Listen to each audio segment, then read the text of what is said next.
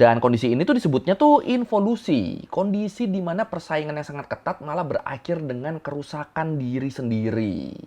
The city of Hangzhou is littered with electric vehicle graveyards. Namanya produksi mobil, mau itu listrik, hybrid, atau bensin, itu di Cina tuh emang jadi berlebihan banget.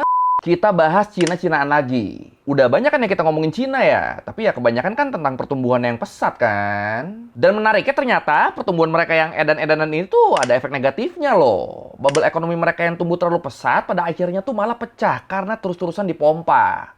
Karena terus-terusan ditiup. Dan masalah ini nih berkaitan erat banget sama industri otomotifnya. Terutama industri mobil listrik yang emang lagi di atas angin banget kan. Tapi emang apa sih yang terjadi sama industri mobil listrik di Cina yang pada lagi tumbuh dengan cepat ini? Dan bakal kayak gimana nih dampaknya buat Cina? Sama terus gimana semua ini bakal berpengaruh ke roda ekonomi global? Ya udah kalau gitu langsung kita bahas meledaknya bubble industri otomotif Cina di Learning by Google.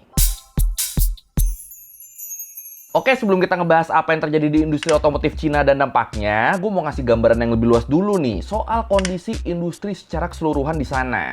Kalau menurut laporan yang dikeluarin sama China's National Bureau of Statistics disebut, di 10 bulan pertama tahun 2025 kemarin, total keuntungan dari seluruh sektor industri di Cina tuh itu tuh meningkat sebanyak 1,9%. Nah, ini kan kedengerannya kan bagus kan? Nah, tapi sebenarnya pertumbuhan ini tuh bisa dibilang terjadi di atas fondasi yang cukup lemah nih. Soalnya kalau kita tarik ke belakang, di tahun 2023, sektor ini tuh ngalamin penurunan keuntungan sebesar 2,3%. Dan di tahun 2024 itu turun lagi tuh sampai 3,3%. Jadi ya walaupun kenaikan 1,9% di 2025 tuh jadi hal yang positif, tapi tetap itu tuh hitungannya tuh masih jauh ke pemulihan dari penurunan di tahun-tahun sebelumnya. Ya 2023 turun ke 2,3%, terus turun lagi ke 3,3%, sekalinya naik baru 1,9%. Hitungannya kan masih defisit itu kan. Apalagi terus di bulan Oktobernya, keuntungan perusahaan industri di Cina tuh anjlok lagi sampai 5,5%. Dan yang harus kita ingat, semua kenaikan dan penurunan ini tuh itu tuh gabungan dari semua sektor industri ya. Dari manufaktur, pertambangan, alat berat, bahan bakar, ya banyak lah. Nah, tapi terus kalau kita lihat dari sektor otomotifnya doang di laporan yang sama, sebenarnya sektor ini tuh ngalamin peningkatan keuntungan yang cukup pesat loh. Nyampe 4,4% kalau dilihat dari profitabilitasnya doang, khususnya di periode itu, di 10 bulan pertama tahun 2025. Malah mantap ya otomotifnya ya. Oke. The Chinese market led the world for the last few years, and it's only distancing itself via the number of brands in China and the level of competition. Nah, tapi walaupun kelihatannya menguntungkan banget, tapi masalahnya industri otomotif di Cina tuh nggak sesimpel itu loh. Nih, kalau menurut Reuters, based on laporan dari China Association of Automobile Manufacturers disebut, di bulan Januari 2026 ini, penjualan mobil domestik di Cina tuh ngalamin penurunan drastis. Nyampe 19,5% dibanding tahun sebelumnya. Dan penurunan penjualan ini tuh jadi yang paling tajam sejak Februari 2024 loh. Iya, jadi kalau menurut mereka, di bulan Januari kemarin tuh cuma ada 1,4 juta mobil penumpang yang terjual. Padahal di bulan sebelumnya, di Desember 2025, jumlah mobil yang terjual tuh mencapai 2,2 juta. Nah, penurunan penjualan ini nih ngebikin harga pasaran mobil jadi hancur dan banyak perusahaan otomotif yang harus gulung tikar karena bangkrut. Terutama industri otomotif yang lagi berkembang banget sekarang, industri kendaraan listrik. Dan ngerinya kalau menurut AlixPartners tuh firma konsultan keuangan internasional, mereka bilang dari 129 perusahaan dan merek kendaraan listrik dan hybrid, cuma 15 doang yang bakal survive secara finansial di tahun 2030 nanti. Sisa 114 lainnya kalau nggak bangkrut ya bakal bertahan tapi sambil ancur-ancuran. Waduh. Back in 2018, the Chinese electric vehicle market felt like a gold rush. In that year alone, 487 new manufacturers were established, all chasing the electric dream. But the dream didn't last. By 2023, that massive number had already collapsed to just over 40. Dan ironisnya, ini bisa sampai segininya, alasannya tuh soalnya ternyata karena pemerintah Cina terlalu suportif. Ya, jadi kalau menurut MIT Technology Review disebut, sejak tahun 1990-an, para pembuat kebijakan di Cina tuh mereka tuh udah pengen banget ngebikin negaranya maju dalam hal produksi kendaraan listrik. Dan karena itulah makanya di tahun 2009, pemerintah Cina waktu itu, di bawah Presiden Hu Jintao, mereka mulai tuh ngedorong para produsen mobil buat mulai memproduksi kendaraan listrik lewat program subsidi gede-gedean. Subsidi senilai miliaran dolar. Jadi subsidi ini dikasih ke perusahaan-perusahaan yang mau ngembangin dan ngebikin kendaraan listrik, ngembangin dan ngebikin EV, biar mereka ada modal.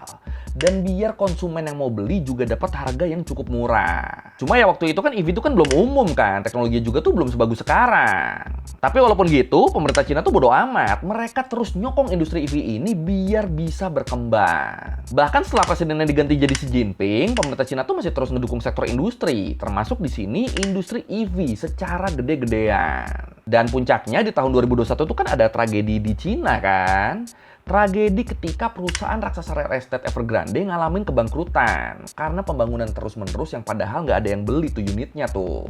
Dan akhirnya setelah sektor properti jatuh, pemerintah Cina jadi makin gencar lagi tuh ngasih support finansial dan kemudahan hukum ke sektor EV dan AI. Ya, soalnya kan properti kan udah nggak ada harapan kan. Jadi ya makin fokus ke EV dong. Support terus sampai akhirnya Cina bisa jadi raksasa kendaraan listrik kayak sekarang. Yang buat detailnya emang seberhasil apa sih industri EV di sana, lu bisa tonton di video gue yang ini. Mama marketing. The nation is now the world's largest EV market. China's electric car sector has been supercharged by government subsidies and the rise of domestic EV companies. Beijing recently doubled its subsidies for drivers willing to swap from petrol engine cars to those with electric motors. Oh iya, support pemerintah Cina di industri EV ini juga tuh nggak cuma dikasih ke pihak perusahaan doang ya, tapi juga ke pihak pemerintahan di bawahnya, atau berarti ke pihak provinsi. Kalau menurut Asia Financial, pemerintah pusat Cina tuh mereka tuh punya kebijakan yang isinya, kalau ada pemerintah daerah yang bisa meningkatkan perekonomian wilayahnya sampai tingkat tertentu, mereka bakal dapat bonus dan promosi jabatan. Jadi ya gimana pun caranya, dengan sektor apapun, pemerintah daerah harus berusaha supaya perekonomian wilayahnya bisa bergerak maju. Supaya wilayahnya bisa lebih kaya dan juga sekalian mengurangi angka pengangguran per daerahnya. Nah ini kan sebenarnya kan kebijakannya kan bagus ya. Soalnya kan secara langsung nggak langsung kan jadi memaksa Pemda buat ikutan muter otak buat kemajuan negara kan. Sekaligus juga mengurangi resiko korupsi. Soalnya ya nggak perlu korupsi, kalau lu pengen duit lebih banyak bakal dikasih kok sama negara, asalkan kerja lu bener. Nah tapi terus masalahnya dalam prakteknya ternyata banyak provinsi yang cuma ngandelin satu sektor yang sama. Sektor kendaraan listrik. Nah, gara-gara ini akhirnya antar pemerintah provinsi mereka jadi saling bersaing deh tuh buat ngegaet perusahaan-perusahaan otomotif buat nanam modal dan ngebangun pabrik di wilayah mereka. Dengan cara berlomba-lomba ngasih harga sewa atau harga jual lahan yang semurah-murahnya. Makin gede perusahaan yang bisa mereka tarik, makin gede juga peret yang mereka punya. Kayak misalnya nih contohnya nih di Kabupaten Changfeng di Provinsi Anhui. Wah itu mereka dipuji-puji tuh sama surat kabar nasional People's Daily. Karena mereka bisa meningkatkan perekonomian daerahnya sebesar 9,1%. Yang katanya sih faktor utamanya tuh karena berhasil ngegaet BYD buat ngebangun pabrik di sana. Wah itu bangga banget tuh pejabat sama warga Kabupaten Changfeng ngeliat di kampungnya ada pabrik BYD. Pokoknya bener-bener, nah ini nih simbol kesuksesan kita nih, pabrik BYD nih, landmark kita nih. Woo! Dan semua kelihatan normal-normal aja sampai banyak daerah dan provinsi lain yang juga narik perusahaan EV dengan ngasih subsidi gede-gedean dan minta mereka buat memproduksi mobil sebanyak-banyaknya. Jadi provinsi ini ada pabrik BYD, provinsi ini ada pabrik yang lain, provinsi ini ada pabrik lain lagi, pokoknya semuanya ada pabriknya aja dan semuanya disuruh memproduksi mobil sebanyak-banyaknya. Nah, gara-gara itu akhirnya apa? Akhirnya stok mobil di Cina jadi overkapasitas deh dan jauh melampaui permintaan karena ya terus-terusan diproduksi kan. Dan kalau udah kayak gini ya udah, hukum supply and demand deh udah. Penawaran atau jumlah barang lebih banyak dari permintaan. Jadi hancur itu harga pasar tuh. Dan kondisi ini tuh disebutnya tuh involusi. Kondisi di mana persaingan yang sangat ketat malah berakhir dengan kerusakan diri sendiri.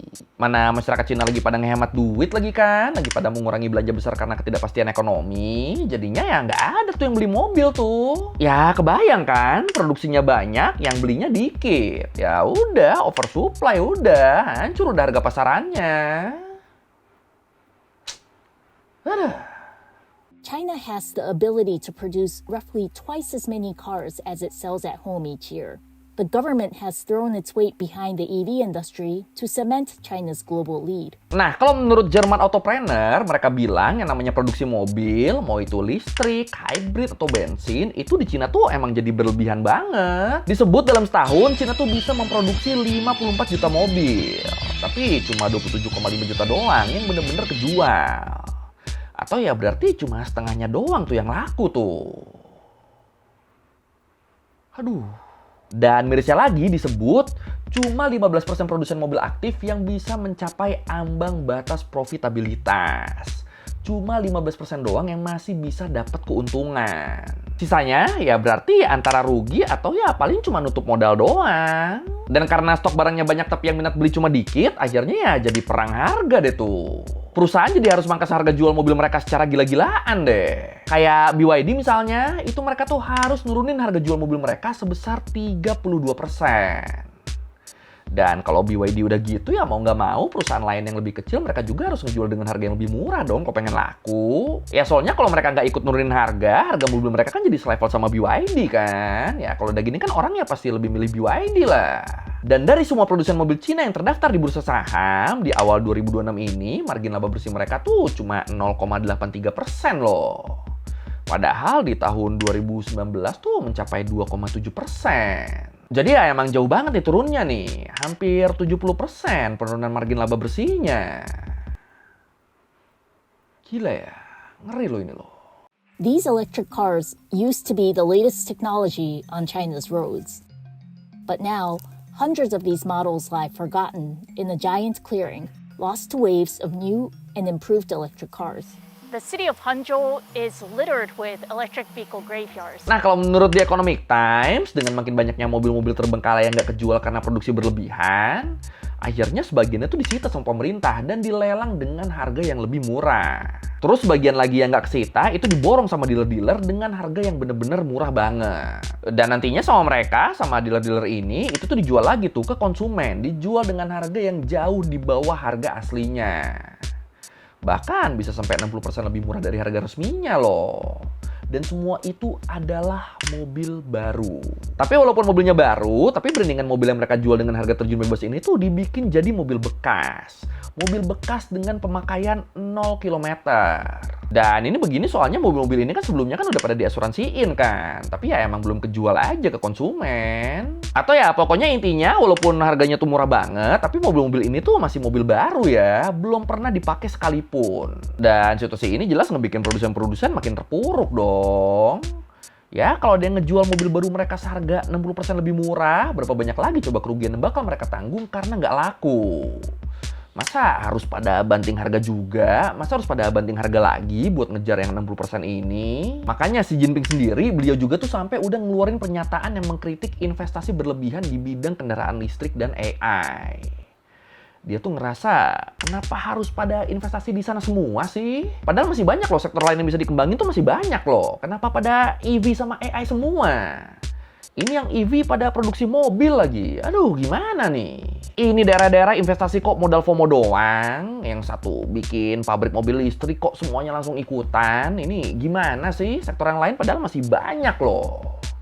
Si Jinping ngerasanya gitu tuh. Terus pemerintah Cina juga tuh udah ngumumin rencana buat ngestop persaingan gak sehat ini. Supaya harga mobil, khususnya yang listrik, itu bisa balik normal lagi tuh. Dan disebut rencananya nih udah tinggal diimplementasikan aja nih. Dan ya nanti kita bakal lihat lah apakah cara ini berhasil atau enggak nih. Apakah harga mobil listrik Cina bisa balik normal lagi apa enggak nih. In 2019, the government started slashing those subsidies and hundreds of companies went bust. That's when these so-called graveyards began to grow. Since then, automakers have released more advanced models with superior driving range, leaving the earlier inferior models unwanted. Ya, kalau menurut The Atlantic sih, salah satu cara yang paling gampang dalam mengatasi masalah oversupply mobil di Cina itu tuh sebenarnya tuh adalah dengan cara ngekspor ke luar negeri. Ya, sebenarnya sekarang pun 20% mobil listrik yang diproduksi di Cina tuh kan emang buat diekspor kan, emang buat dijual ke negara lain kan. Tapi ya emang kebanyakan negara tujuan ekspornya tuh kan masih negara-negara berkembang kan. Mobil buatan Cina tuh masih susah buat masuk ke pasar Eropa atau Amerika. Ya, soalnya regulasinya kan emang dibikin memberatkan Cina kan. Dibikin supaya Cina nggak bisa gampang ngejual barang-barang mereka di sana. Nah, tapi terus buat ngatasin masalah kelebihan mobil di dalam negerinya, Xi Jinping bisa dibilang dia nih maksa Uni Eropa sama Amerika buat ngebuka pasar mereka. Dan ngebiarin mobil Cina masuk ke sana. Gimana maksanya? Caranya Xi Jinping ngancem kalau Eropa dan Amerika nggak mau ngebuka pasar mereka buat mobil buatan Cina, Cina bakal membatasi dengan ketat ekspor teknologinya, terutama di sini baterai. Jadi sekarang Cina tuh lagi kayak, lu butuh gak nih teknologi gua nih? Kalau butuh, ayo dong buka itu pasarnya, kendorin regulasinya, biar gua bisa jual mobil di tempat lu. Soalnya di gua kelebihan nih. Kalau nggak dibuka, ya udah, nggak usah ngarep teknologi gue lagi. Dan kalau udah kayak gini kan ya kemungkinan mau nggak mau mereka jadi harus ngalah kan. Khususnya di sini Uni Eropa nih. Makanya akhirnya Uni Eropa juga kan beberapa kali ngelakuin KTT sama Cina buat ngebahas hal ini. Ya gimana ya, kalau Cina sampai stop nyuplai baterai atau chip ke Eropa, bisa-bisa industri mobil listrik, komputer, dan lain-lain yang ada di Eropa itu jadi mandek kan. Mandek soalnya supplier komponen utamanya, komponen pentingnya lagi ngambek. Dan kalau terus Eropa atau Amerika juga berhenti ngeproduksi kendaraan atau gadget, wah itu ekonomi mereka juga bakal keganggu tuh. Yang sedikit banyak juga bisa berpengaruh ke perekonomian global. Ya ngeri sih kalau sampai kejadian sih, ngeri sih kalau sampai segitunya ya. Tapi kalau menurut lu nih, apakah dampaknya bakal segede itu? Atau ya ini semua tuh cuma masalah dalam negerinya Cina doang? Kita nggak perlu khawatir. Yang mana nih? Silakan komen. The European Commission has imposed some additional tariffs on electric vehicles imported from China, on top of the EU's standard 10% import duty on cars. And these duties stem from a long-running investigation into the alleged unfair subsidies. Oke, sekian Learning Bangunin kali ini tentang saking gacornya industri kendaraan listrik di Cina. Ternyata malah bikin negaranya jadi kehantam sendiri tuh, malah bikin negaranya jadi rugi juga tuh. Bahasanya tadi apa tuh ya? Involusi ya, involusi. Aduh. Ya kalau lu merevisi gue udah salah, atau lu mau nanya, atau mau video, terus di komen, kita juga biasa. Sekali lagi, tinggal jangan lupa like, comment, subscribe. Bye.